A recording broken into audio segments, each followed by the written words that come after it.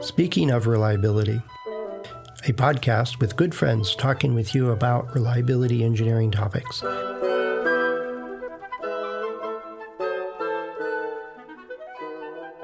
Welcome to Speaking of Reliability. This is Fred Schenkelberg.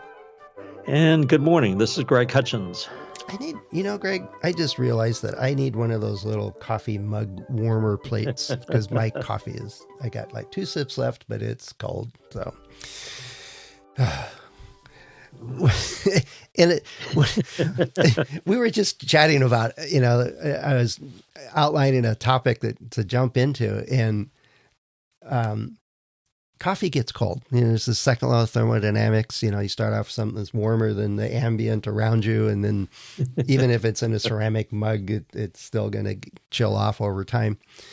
And one of the ways to deal with that is get a little plate, a little warmer, draw some electricity, burn some fossil fuels, whatever, keep it warm.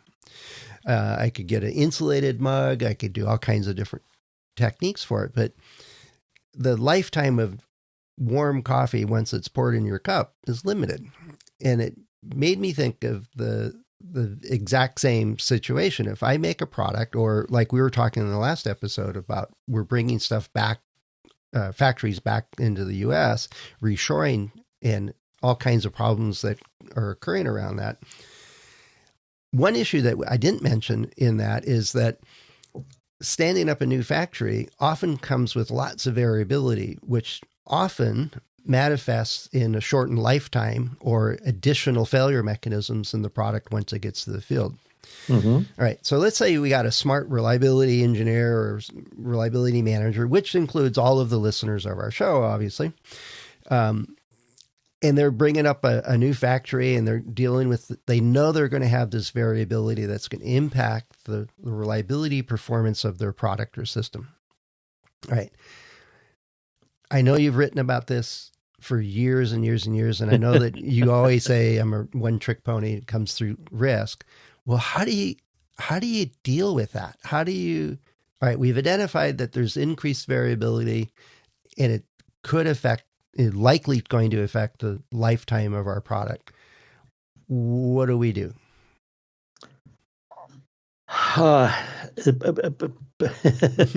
What do you do? Okay. There's a reality right now that companies do not have the capability to build plants, greenfield, expansion, extension, whatever you want to say then. So that's an opportunity. That's a risk, essentially. You want to reshore. You want to bring the plant back to the U.S. or design, fabrication, assembly back to the U.S. It's going to cost more. We know that, but we don't have the capability. Products, sources, people, knowledge, whatever you want to say. We don't have it. So there's an opportunity. Now, remember, risk is really 2 components. One, downside consequence, and upside opportunity. Most of us, 95% of us, think risk is the downside consequence, but it's really upside opportunity. Well, that really came home to me when I remember, is a story from HP, is the CEO said that you need to hit your numbers. You say you're going to make 2 cents per share, you need to make 2 cents per share kind of thing. And I'm thinking this as an engineer. Well, what if we made 3 cents per share? And she illustrated that that's also bad. I didn't understand all the finance reasons for that and everything else. We made more money than we thought we would. And she said, no, it's predictability, which is very similar to like control charts and process capability and stuff like that. You want it to be predictable. Today I made 10 widgets and they all were fine and they work well. And tomorrow I want to make 10 widgets and they all should work well and be fine. The issue is that one of the biggest drivers of the variability of the results that she was talking about was warranty. If we set aside a ton of money and our product's better than we expected it, then we just set aside a bunch of money that we didn't actually allocate properly. And it's a lost opportunity, which goes right to your outline of there's 2 parts. The risk, if we put $1 million on the table and leave it there, expecting to pay out warranty costs, and we don't pay out the warranty costs. Well, we've just wasted the utility of that $1 million. Was the way the way I understood it anyway. Is that what you're talking about? Yes. So let me propose two solutions to that question you have. And really the prime question is, you want to reshore and you don't have the internal capabilities. What do you do? Well, no, it's not that problem. We know that because reshoring is just one example of that. But let's say I'm in a factory and we got a change of vendor, or we put in a new production piece of equipment, or it doesn't have to be a new plant at all. I think that just amplifies it. But we've recognized that if we change something, or I use air quotes here, make an improvement, or one of our vendors does and doesn't tell us about it, there's a chance that the product's reliability will be impacted.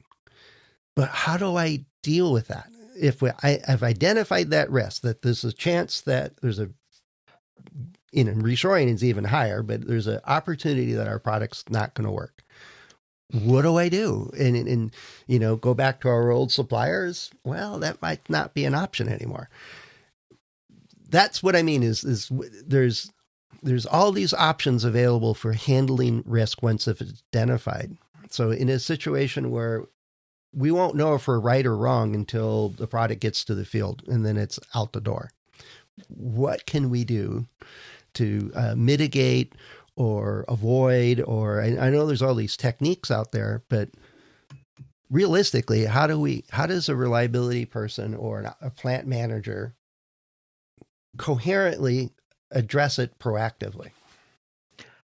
So let me give you a couple examples. Years ago, maybe 20 years ago, designing and building industrial plant especially was a complicated process. You had investors, you had the designers, you had the project manager, you had the construction people, you had the inspectors. Now, a lot of them are doing design build. One person, one face, one stop, one shop. And we can do the same thing for reliability. In other words, people who are doing reliability can provide the same type of service think of it as product reliability as a service. So that what they're doing is not only are they selling reliability services, but they're also selling solutions. They're moving up the value chain and basically providing everything. And I think we can do the same thing. Eventually, maybe sooner than later, we'll have factory builders. Yeah. And I've often advocated you got to do what's the right thing to do and all the other stuff. It's not just run the test or fill out a form or do stuff like that. I think that's a waste of talent. Uh-huh. I mean, I can only buy so much insurance or set aside so much for warranty accruals. Those are setting up our ability to react if we have a bad product going out the door. If the percentage of failures is higher than expected, we can handle it, right? But that's not terribly, well, it's proactive in that we're anticipating or hedging that if it goes bad. Mm-hmm. But if we're working up the value chain, and when you started talking about design teams, that's where I tell everybody that reliability occurs at the point of decision during design. If it's the design of the factory, the design of your supply chain, the design of the product itself. And so the reliability engineer needs to be involved with all of those things early on. So I think that's what you're talking about, is getting involved with those things.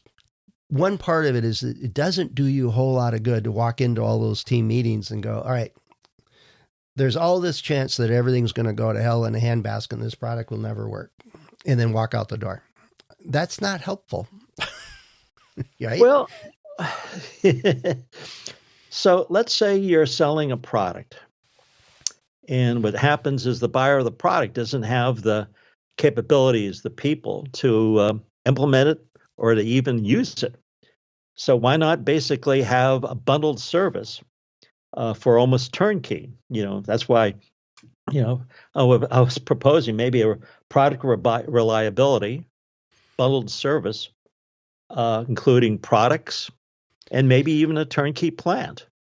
or turnkey sell. Yeah, well, that's all great, except now you need that rest of that team that you're already working with to actually provide that service.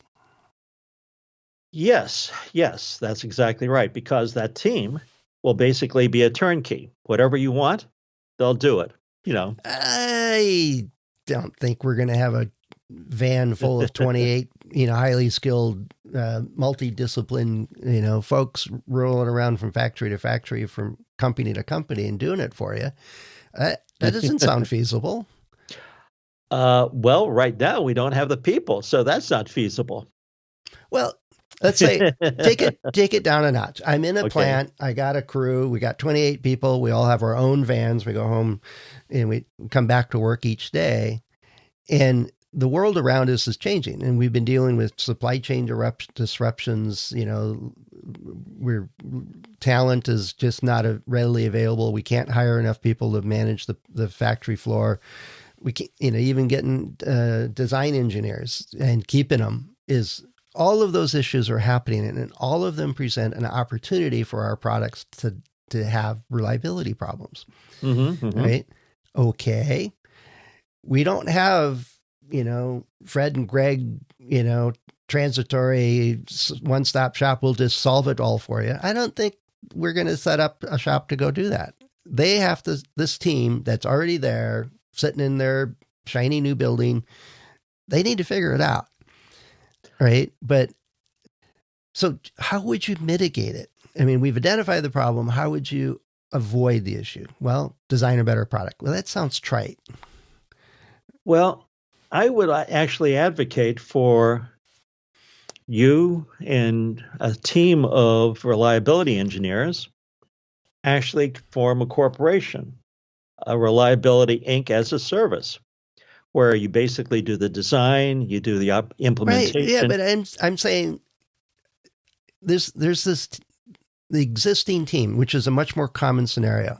Yep. Take it down. If I'm going to do that as a service, right, I can do that within the company. So the folks listening to the podcast, they work in factories, they work in companies, they are designing and working on new systems and improvements and all this stuff all the time. So, and I'm quite sure most of them have recognized that all of these changes in our environment is going to lead to increased risk, right?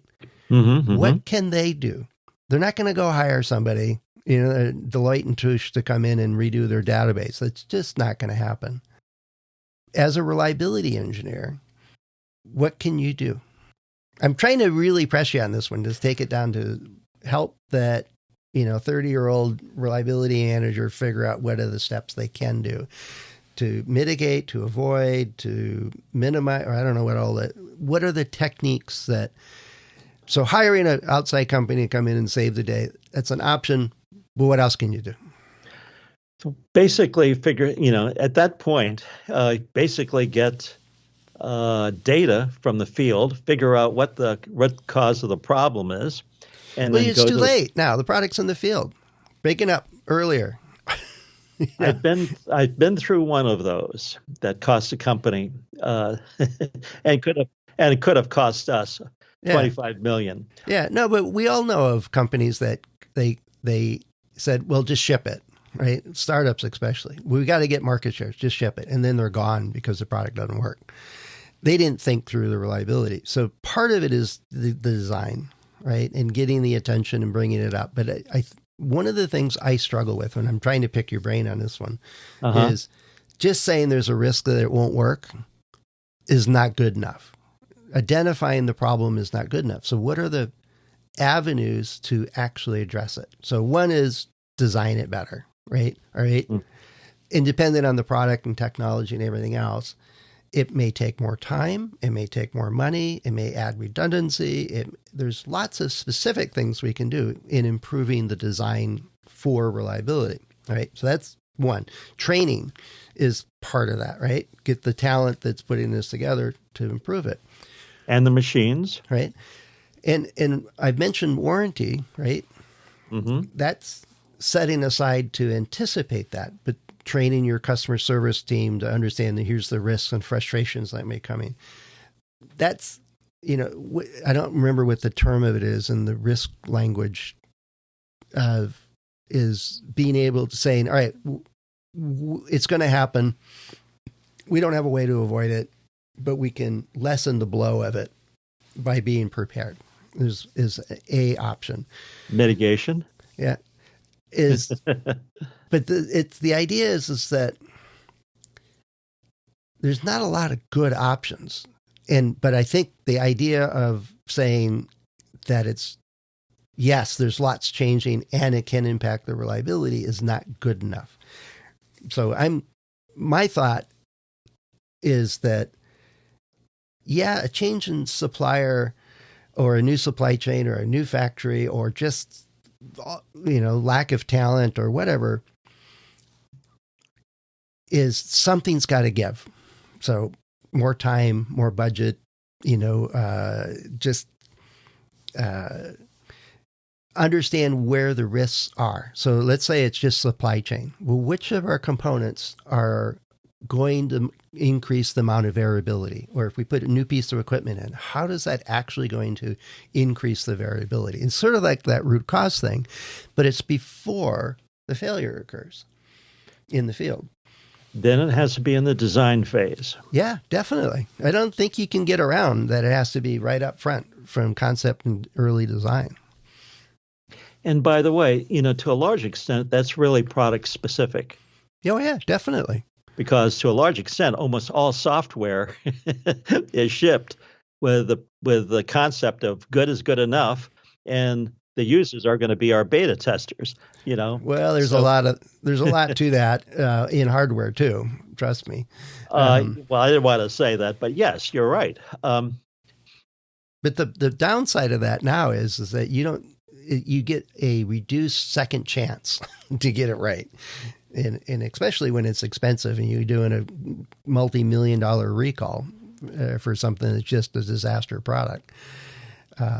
There's all kinds of big outside, but the balance is, how do you balance that investment in design time, in budget for the design, for component costs, all of those things, to get it right, that you've done the due diligence well enough. And I think my big issue is that the experience that we've had for the last 50 years has dramatically changed because of all the turbulence in all these different aspects that go into how we go about creating products.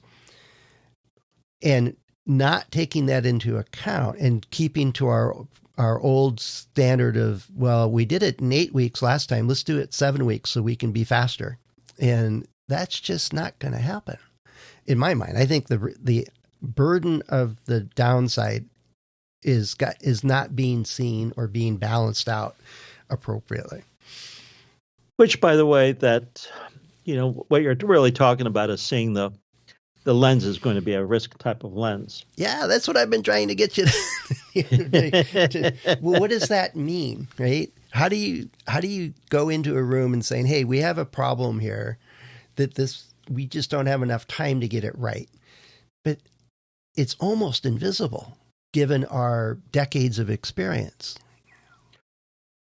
A lot of that is counterintuitive because we need to spend more time doing the front end thinking, the assumptions, the impacts, the risks, the stakeholders, and actually look into the future.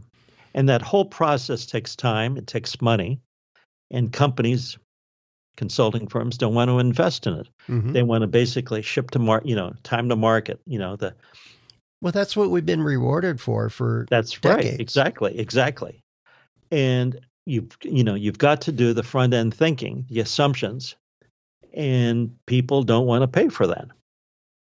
So the result is, if you don't want to do the front end work, you're going to see unfortunately, the result on the back end. And, there's that classic quality quote that says anything that costs X amount of dollars in design phase will cost you 100X or 1,000X in the field. Oh, yeah. Yeah. And I actually tried tracking down where that came from. The closest I came to is a software development program that actually kept track of the cost to fix bugs early in the concept phase versus later once it's fielded. Uh-huh. But that's the only data set that I could find that was documenting that order of magnitude increase in cost per phase. But I digress. But it's true in so many different circumstances, and that might not be 10x, it might be 6x, and it depends all kinds of other variables, but it certainly costs more later. But that doesn't catch the attention of the design engineer that is going to be working on the next generation product anyway, and they're not going to be, they don't feel the pain of because the ops team pays for warranty, for example. Mm-hmm, mm-hmm. Are you familiar with the term feature factory? Feature factory? Yeah, yeah. So just in software development, instead of developing a new piece of software with all the risks, attendant risks, what you do is you take an existing piece of software and you lard it with features that add no value to the user. Well, I remember decades ago, it was software mostly, but there was a bit of hardware involved with it, is that I was sitting down with the team that was designing, it was a piece of networking gear. And, it went from 300 baud to 600 baud to 1200 baud. And like every 6 weeks that we doubled the bandwidth of networking equipment kind of thing. And this one company showed me their product spec sheet of the thing they were designing. And I said, there's a lot of stuff in here. And he goes, which of any of these are important? He says, well, we put a lot on there because if it's going to get leaked, and then our competitors are trying to figure out which one of these things we're actually going to do. So half of their product specifications were fictitious just to confuse the competition. I was like, well, how is this helping your design team? Which ones of these are actually real? So we can't write that down because it'll get leaked. Well, think about the poor user who, whether you're using Word, has 300, 400, 500 features to it, and you're using 3 or 4. Yeah, and only those 3 or 4 work, which has been my experience. Exactly. And the bottom line of that little story was developing and designing and deploying products is a risky venture, and companies naturally are risk averse. Yeah. So step 1, identify the risk. 2 is magnitude of it, right? How big of a deal is it? I find those 2 things help to start the conversation, but it quickly has to come into, well, what's our menu of options? From buying insurance and setting aside more money for failures when they occur to actually spending the time up front in the design and concept phase and designing out the possibilities, failures, reducing variability, identifying which ones could cause the most harm, and track those and monitor those, make those critical. There's lots of options. There's no doubt to it, but it's and de-risking.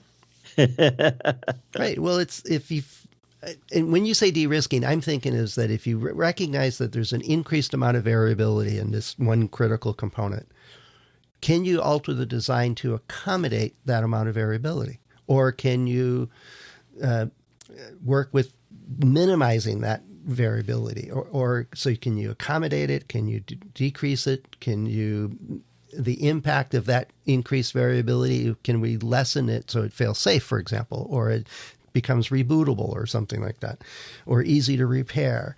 But just a quick brainstorm comes up with, for any particular circumstance, you probably have options. The hard part is stopping to think about it. Yeah, and I'm sort of thinking about our discussion, our podcast today. It's really mushy.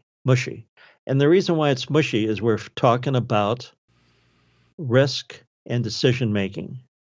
And sometimes there's no deterministic answer. It's really a certain level of certainty, a certain level of experience, a certain level of heuristics that you really have to make when you make that decision of how do you make your product reliable, especially in the early part of the project. On the back part, you've got it designed. You can do certain types of studies, right? And you can do tests. But on the front end, all your decision making is going to be mushy. Yeah, deal with it. Deal with it. Exactly. Exactly. Yeah, but it's got to be part of the discussion. It's reliability, in my experience, is often left way late in the program. Says, oh, we made prototypes. Here, go test them. See if it's reliable. And I'm like, all right, well, you're already, late. You're already missing the boat on this one. Yeah, it's got to be on the front end because, what's the product? What's the service? What's the software? Is it disposable? What's its life cycle, right? Yep. All those questions, which I think are risk lens questions, have to be addressed in the front end. Yeah. And so the real answer here is that given our environment in these days and from reshoring to loss of talent across all kinds of trades and management skills and experience and higher expectations for the performance of their product, is that you just have to make the case to get into the concept discussions and early designs, and reliability is got to be a significant player in that process. Otherwise, you're just too late. Yep. 100% right. All right. Well, if you're listening to this and if you're struggling with, bringing up a new factory or creating a new product line or working with a design team, and you want to start a corporation to go do one-stop shop, design everything, well, good luck. That's all I'm going to say. It sounds like a lot of work for me. I'd rather just talk about it. But the idea is that, how's it going for you? Are you seeing these kinds of risks manifest given the changes in supply chains and talent and everything else that we're seeing?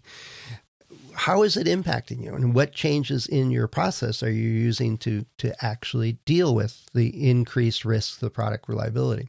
Let us know. Head over to accendoreliability.com/go/SOR. A couple of ways for you to get in touch with us there. Greg and I and the other hosts are available through LinkedIn and through our About pages. So plenty of ways for you to get in touch. And yeah, I'd love to hear what are the tactical things that you're doing in order to make a difference and to deal with the changing environment that we're dealing with in all the various aspects that we're dealing with. So I'd really like to hear from you on that. And it'd probably be a stepping stone for plenty of more topics to discuss in this thing. So with that, I think, Greg, that we'll wrap this one up. All righty, Fred. And I'd like to personally hear if anybody has got ideas for reliability as a service. Anyway, have a great one, Fred. So you're going to take that one. I'm not going to go. All right, we'll talk to you later. Bye-bye. Cheers. Thanks for listening to Speaking of Reliability. We invite you to join the conversation. If you have a question or a topic that you think we should discuss in a future show, please let us know. You can find a comment box below the episode show notes, or just leave a note as part of a review on iTunes.